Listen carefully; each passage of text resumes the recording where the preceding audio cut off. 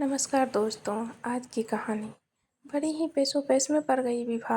आज पार्टी में धीरज भी था और कपिल भी। जब कभी दोनों साथ होते तो विभा के लिए बड़ी असहज स्थिति हो जाती थी। धीरज उसका बॉयफ्रेंड था और कपिल धीरज का फ्रेंड था। स्थिति असहज होने का कारण यह भी था कि धीरज विभा का बॉयफ्रेंड जरूर था, पर कपिल के ऊपर उसका क्रश था। ऐसा भी नहीं था कि वह धीरज से कम प्यार करती थी, पर उसे लगता था कि कपिल के साथ उसके विचार और शौक अधिक मिलते हैं। कपिल के साथ बातें करने में उसे अधिक आनंद आता था। उसकी रुचि क्रिकेट और संगीत में थी और कपिल की भी। क्रिकेट की काफ़ी रोचक जानकारी वह उसके साथ साझा करता था।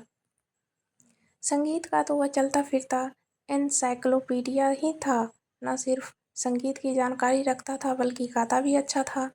और सबसे बड़ी बात यह थी कि जरा भी शर्माता नहीं था और फरमाइश होते ही शुरू हो जाता था। आवाज़ तो अच्छी थी ही कपिल की, सुर और ताल पर भी उसका बेहतर नियंत्रण था। इन कारणों से उसका कपिल पर गहरा क्रश था। दूसरी ओर धीरज की रुचि साहित्यों में थी, विशेषकर वह कविताओं और गज़लों का दीवाना था, जबकि विभा को कविताएं तो बिल्कुल समझ में नहीं आती थी। गज़ल से भी उसका कोई खास लेना देना नहीं था। इन कारणों से उसे लगता था कि धीरज की अपेक्षा कपिल के साथ उसका जीवन अधिक आनंदमय रहेगा।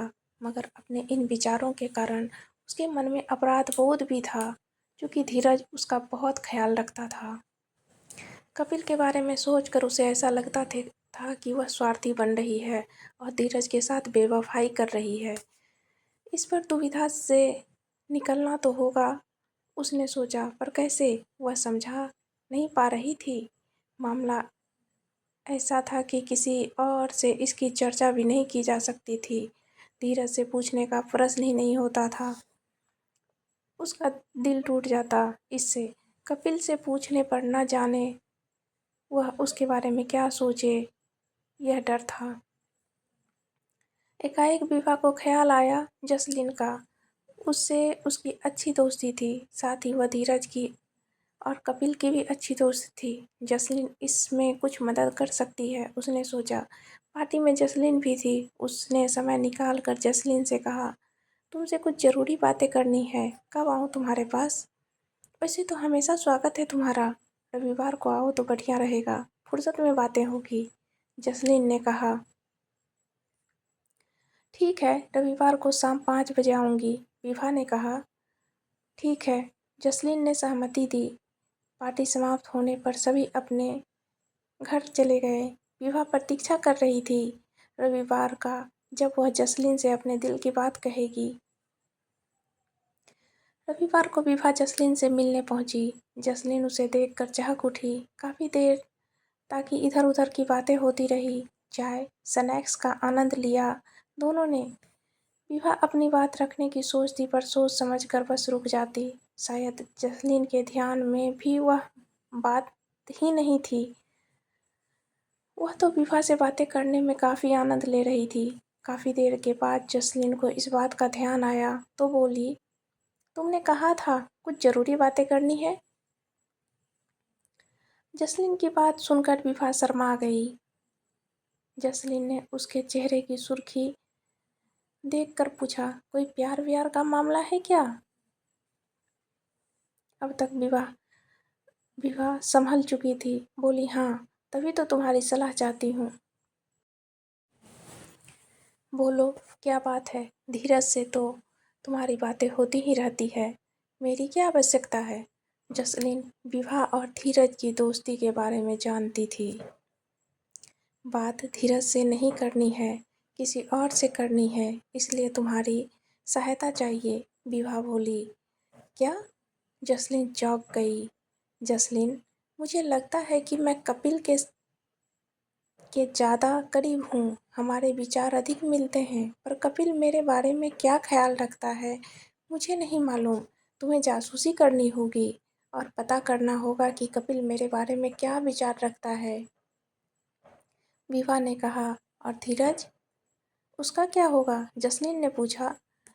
तुम्हारी बात सही है, धीरज से मेरी काफ़ी अच्छी दोस्ती है, पर मैंने बहुत सोच विचार कर देखा।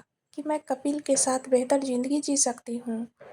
धीरज से कोई वादा भी नहीं किया है मैंने, ना उसने कभी इस बारे में बात की है। दोस्ती भले ही काफ़ी वर्षों से है हमारे बीच।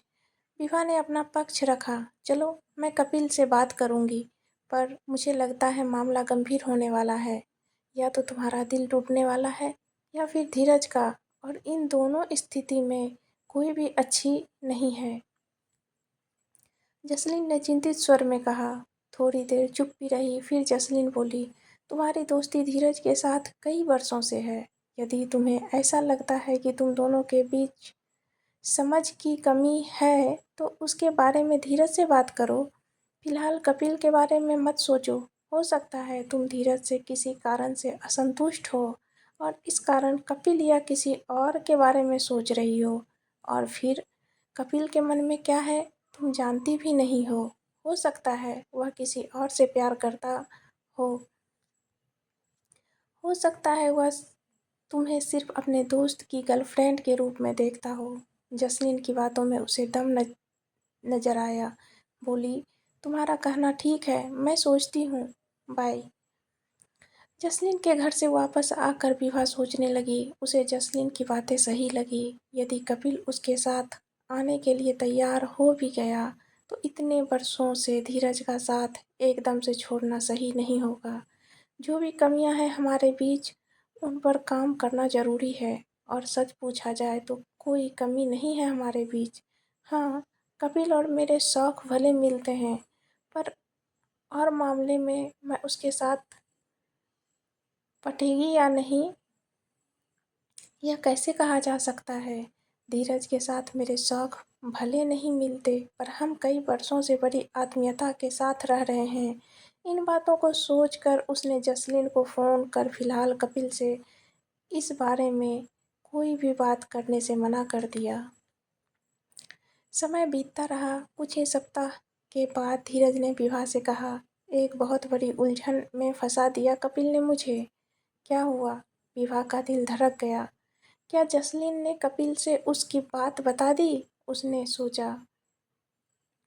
धीरज ने जवाब दिया, कपिल को सरिता से प्यार हो गया है और वह चाहता है कि मैं यह बात सरिता तक पहुंचाऊं। एकदम से सन्न रह गई विभा। अगर जसलीन ने कपिल से उसके क्रश के बारे में बता दिया होता तो उसके हाथ बहुत बड़ी निराशा लगती और धीरज से भी शायद उसका वैसा रिश्ता नहीं रहता। करो मित्र की मदद हमेशा। तन से मन से खुश होकर विभा ने अपनी उदासी छिपाकर बचपन में पढ़ी कविता की पंक्तियों से धीरज को समझा दिया कि उसे कपिल के प्रस्ताव को सरिता तक पहुंचा देना चाहिए। मित्र की मदद तो जरूर करूंगा, पर इसके लिए उचित अवसर ढूंढना होगा, धीरज ने कहा। विभा कुछ बोल पाती उससे पहले ही धीरज झिझकते हुए बोला, एक और बड़ी उलझन है। अब क्या है? विभा ने पूछा। मुझे भी किसी से बेहद प्यार हो गया, और जिससे प्यार हो गया उसे बताना भी नहीं आसान और उससे छिपाना भी नहीं आसान, धीरज बोला। विभा समझ गई कि वह उसकी ही बात कर रहा है, पर अनजान बनकर पूछा, किससे? धीरज विभा को अर्थ भरी मुस्कान के साथ देखने लगा। विभा ने उसके कंधे पर अपना सिर रख दिया। एक बहुत बड़ी अनहोनी होने से बच गई, उसने सोचा। दोस्तों, हर इंसान में अच्छाइयों की सिवा थोड़ी सी बुराई होती है। हम उनकी बुराइयों को छोड़ के उनकी अच्छाइयों को देखें। आपको यह कहानी कैसी लगी? कमेंट में ज़रूर बताएं।